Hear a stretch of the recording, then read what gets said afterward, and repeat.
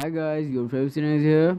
Today I'm gonna discuss with you all the markings and important questions of chapter number 8 of embryology, the development of the mesenteries, diaphragm and the body cavities. Let's go.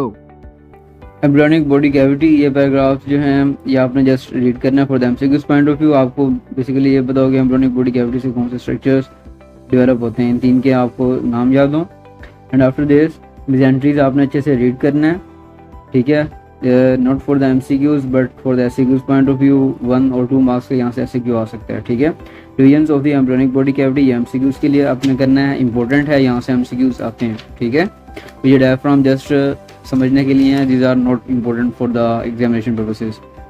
और उसके बाद pleuro pericardial membranes, ये भी MCQs के लिए आपने just read करने हैं, ठीक है।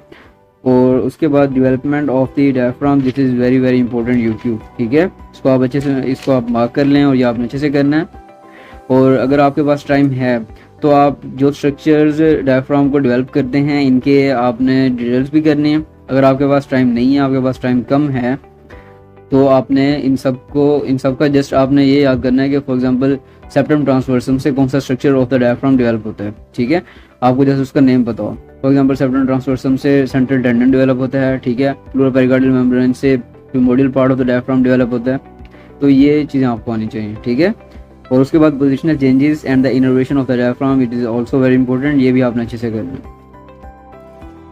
है। And then after this posterolateral defect of the diaphragm, it is a UQ, ये भी आपने अच्छे से करना है, ठीक है। इसकी 2 to 3 टाइप्स हैं और ये टाइप्स आपने अच्छे से करनी है।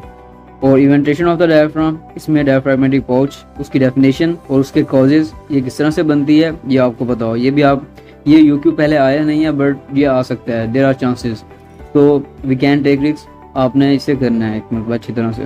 उसके बाद गैस्ट्रोसिस एंड कंजेनिटल एपिगैस्ट्रिक हर्निया, ये भी आपने करना है लेकिन it is not very important, ठीक है। कंजेनिटल हाइड्रल हर्निया, ये आपने जस्ट रीड करना है for the MCQs point of view. और उसके बाद रेट्रोस्टर्नल हर्निया, ये आपने अच्छे से रीड करना है। एक्सेसिव डायफ्राम, ये जस्ट आपने एमसीक्यूज के पॉइंट ऑफ व्यू से रीड करना है। Guys, if you like the video, then give the thumbs up and do share with your friends so that they can get the guidelines easily just like you. And do subscribe the channel because according to current analytics of this channel, 78% of the viewers haven't subscribed the channel. So do subscribe the channel and share with your friends.